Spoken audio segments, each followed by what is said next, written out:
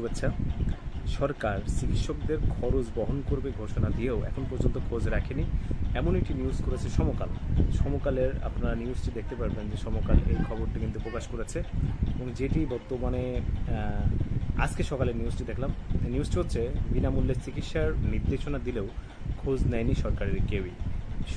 বেসরকারি 4 হাসপাতালে চিকিৎসা নেন 152 জন এবং উদ্ধার কাজে অংশগ্রহণকারী সব কিছু মিলাই ঢাকা মডেল উত্তরা যে হাসপাতাল সেখানে এবং 4টি উত্তরার হাসপাতালে এই রোগীদের চিকিৎসা দেওয়া হয়। আমি উত্তরার মাইলস্টোন স্কুল অ্যান্ড কলেজের একটি বিমান বিধ্বস্তর সোমবারের দুপুরের যে ঘটনা, সেই ঘটনা নিয়েই আসলে সমকালীন নিউজটি হয়েছে। আমি একটু পড়ে শোনাই।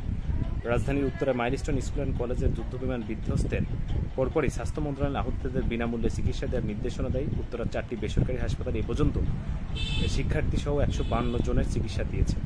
হাসপাতাল সংশ্লিষ্ট বলেছেন, সরকারি নির্দেশনা আসার আগেই তারা মানবিকতার জায়গা থেকে বিনামূল্যে চিকিৎসা দিয়েছেন, কিন্তু ঘটনার পর থেকে এই বিষয়ে সরকারের কেউ যোগাযোগ করেনি। এখনো পর্যন্ত কেউ সরকারের পক্ষ থেকে আসলে যোগাযোগ করেনি, এমনটি আসলে আমরা জানতে পারছি সমকালের নিউজে।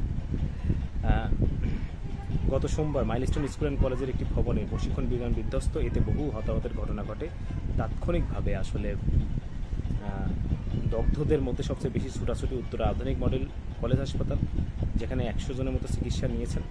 হাসপাতালের উপপরিচালক ডক্টর ফজলুর রহমান আদিল সমকালকে বলেন, আমরা বার্ন রোগীদের চিকিৎসায় ব্যবহৃত স্যালাইন, ক্রিম, ড্রেসিং সেট সব বিনামূল্যে দিয়েছি। পরে সরকার ঘোষণার নজরে এসেছে, কিন্তু এখনও পর্যন্ত কেউ আমাদের সাথে যোগাযোগ করেনি।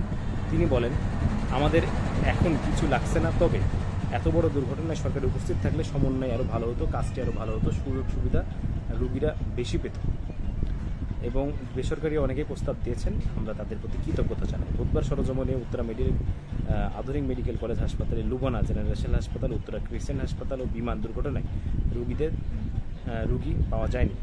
হাসপাতাল কর্তৃপক্ষ জানান, রোগী অনেকে ভয়াবহতা দেখে প্যানিক অ্যাটাক করেছিলেন, উদ্ধার কাজে অংশ নিয়েছেন, কেউ কেউ আহত হন। সামান্য দগ্ধদের প্রাথমিক চিকিৎসা দিয়ে ছেড়ে দেওয়া হয়েছে এবং গুরুতর দগ্ধদের ঘটনার দিনই ঢাকা মেডিকেল কলেজ হাসপাতালে 1 ইউনিট প্লাস্টিক সার্জারি পাঠানো হয়।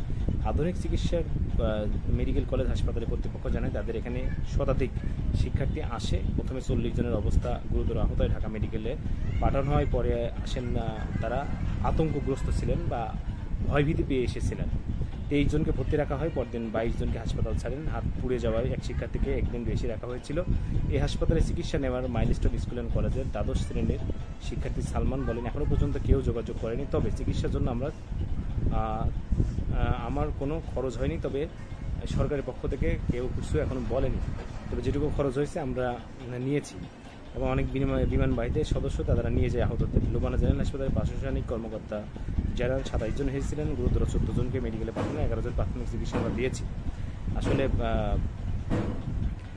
তারা আরও বলেন, এক প্রশ্নের জবাবে তিনি বলেন, 3 দিনে সরকারের স্বাস্থ্য অধিদপ্তরে কেউ যোগাযোগ করেনি, সরকারি হাসপাতালের সহায়তা আমরা পাইনি। উত্তরা কিচেন হাসপাতালের কাস্টমাইজ রিলেশন অফিসার নয়ন জানান, দগ্ধ 12 জন শিক্ষার্থী এসেছিলেন, 5 জনকে ঢাকা মেডিকেল কলেজ হাসপাতালে পাঠানো হয়, বাকিদের প্রাথমিক চিকিৎসা দেওয়া হয়। শহীদ মনসুর আলী মেডিকেল কলেজ হাসপাতালে কর্নেল অফিসার জুলফিকার আলী জানান, 13 জন এসেছিলেন, প্রাথমিক চিকিৎসা নেয় 8 জন, ভর্তি 5 জনের মধ্যে 4 শিক্ষার্থী বাড়ি ফিরে গেছেন। মাইলস্টোন স্কুল অ্যান্ড কলেজের বাসচালকে আইসিইউতে রাখা হলে অবস্থার উন্নতি হয়, মঙ্গলবার ওয়ার্ডে দেওয়া হয়।